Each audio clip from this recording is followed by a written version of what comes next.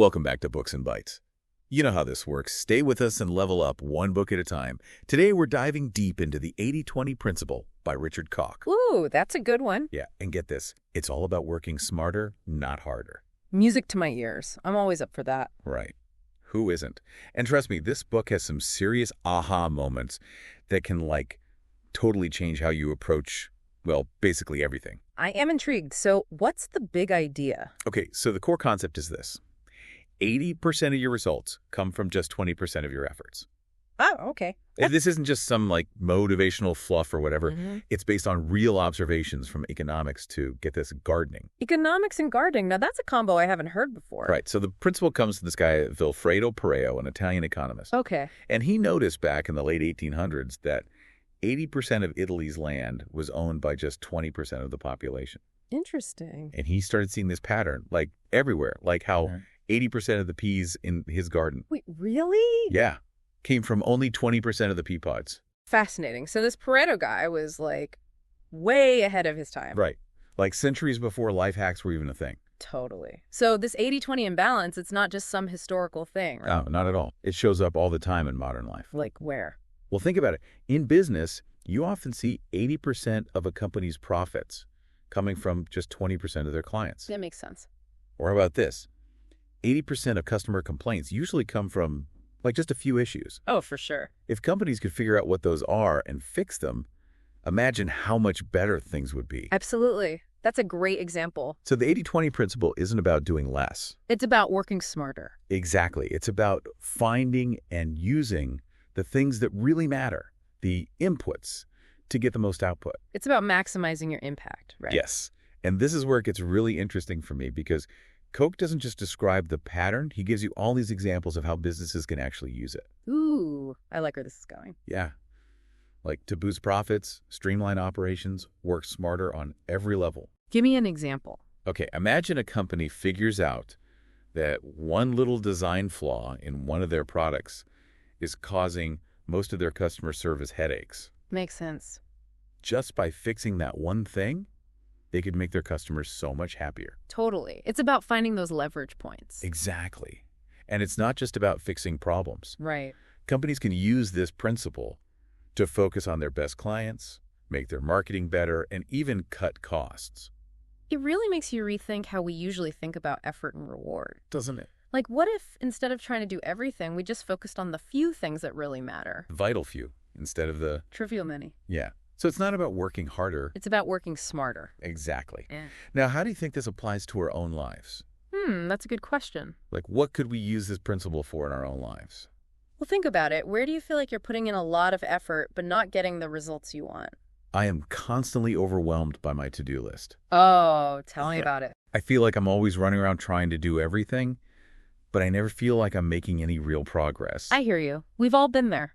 Maybe this 80-20 principle could help me figure out what to prioritize. That's a great thought. What are the tasks that will actually make a difference? Yeah. Instead of trying to tackle everything at once, what if you focused on identifying the 20% of tasks that would have the biggest impact? Instead of trying to boil the ocean, I could just heat up the tea kettle. Exactly. You get more done with less effort, and you probably feel less stressed, too. That's what I'm talking about. So it's not just a business strategy. It's a way of thinking. That can change everything. Your work, your relationships, your personal growth, everything. So it's not just about work. It's about our personal lives, too. Absolutely. Think about your relationships. Do you think 80% of your joy comes from all of your relationships, or just a few really important ones? I think you might be right. I bet you have a small group of friends and family who bring you the most happiness. And what about learning new things? Are you trying to learn everything all the time? You mean reading every book and listening to every podcast? Exactly. Are you trying to keep up with it all? Guilty as charged. But are you saying that's not the best way to learn? Well, what if 80% of the really valuable stuff you learn comes from just 20% of the sources? Think about it. You probably have a few favorite authors or mentors whose work has really made a difference for you. That's true. Their work probably has a much bigger impact than all the other stuff you come across. So instead of trying to read every book and listen to every podcast, we should just pick the stuff that really speaks to us. Exactly. It's like having a really good library. You don't need every single book out there. Just the good ones. Yeah, the ones that'll help you understand things better and help you grow. So I can finally stop feeling bad about all the books on my to-read list. You got it. It's all about working smarter, not harder, and that goes for how you spend your time, too. Think about it. Are all of your daily tasks equally important? Definitely not. There are some things I put off until the last minute. We all have those. The ones that feel more like chores. Well, the 80-20 principle says to figure out which tasks are low value and see if you can get rid of them or delegate them or even automate them. So it's not about just doing less overall. It's about being smart about what you choose to do. You got it.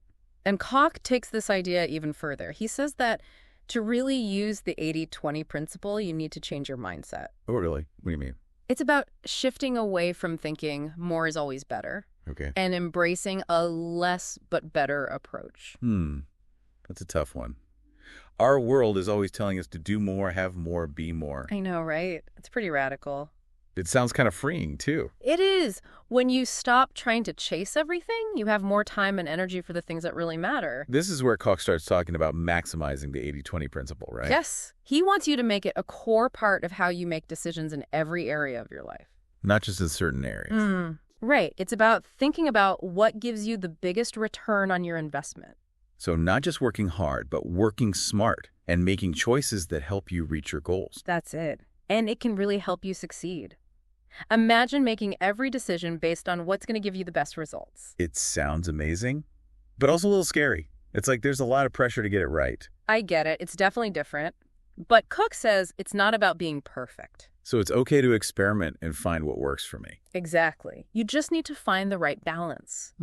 Remember, this principle is a tool to help you, not a rule that controls you. That makes me feel better. So how do we actually start using this principle in our lives? Well, the first step is to pay attention Tell you what. to the patterns in your own life. Where do you see this 80-20 imbalance happening? What are the 20% of activities that bring you the most joy or success? So step one is observation. Exactly. And once you've figured out those key areas, the next step is to analyze them. How can you spend more of your time and energy on those high-impact activities? That's where the strategic decisions come in. Right. Maybe you choose to spend more time with certain people or focus on projects that really excite you or invest in learning something that really resonates with you. So it's all about making choices that line up with this principle. Exactly. And it's a process. You have to constantly evaluate and adjust. Because what matters most to us can change over time. Exactly. And it's not always easy. You might slip back into old habits or get distracted by less important things. That happens to me all the time. But that's okay. Just remember the principle and how powerful it can be. It's a reminder to focus our energy where it matters most. To work smarter, not harder. Let go of all the extra stuff. And embrace the idea that less can actually be more. Koch goes on to talk about how to deal with roadblocks and resistance to this 80-20 idea. What are some common challenges? Well, one big one is that we're so used to the idea of working hard. We're told that if you work hard, you'll succeed. Exactly. So it's hard to accept that you might be able to achieve more by doing less. It does seem kind of backwards. It is. You need to shift your perspective. Instead of asking yourself, how hard am I working? You should ask, am I working on the right things? That's a really good point. It goes back to that idea of making strategic decisions. Exactly. Another challenge is FOMO. The fear of missing out. Like we have to do everything and be everywhere. Exactly. We're always getting messages telling us to do it all, have it all, be it all. It's hard to say no and not worry about missing out. I know. But the 80-20 principle is all about being selective. You can't do everything, so choose what really matters to you. It's about prioritizing. Exactly. You have to be willing to let go of things that aren't serving you. And embrace the power of less. You got it. It takes courage to say no, to simplify your life, to focus. But it's worth it. Because when you let go of all the extra stuff, you make space for the important things to grow. Koch ends the book with some great advice on how to live a really great life using this principle.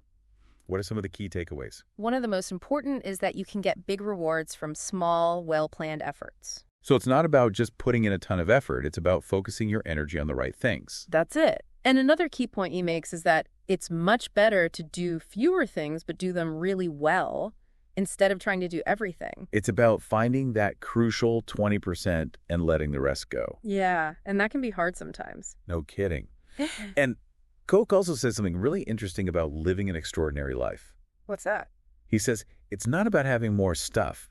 It's about having more experiences. No, I like that. So it's quality over quantity, not just with our possessions, but with our experiences too. Exactly. It's about creating a life that's aligned with your values and the things you're passionate about. It's about living a life that's truly meaningful and fulfilling and doing it on purpose. Right.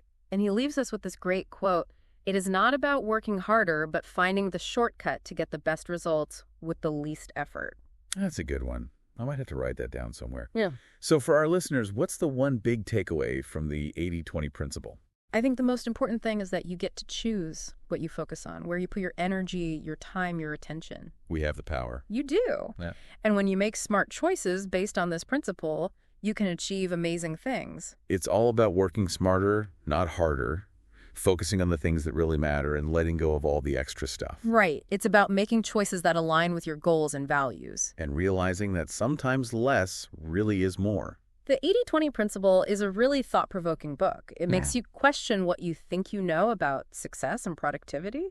And it gives us a whole new way to think about living a better life. If you're ready to reach your full potential, this book is a must-read. Get your copy from the link below and subscribe for more insightful summaries.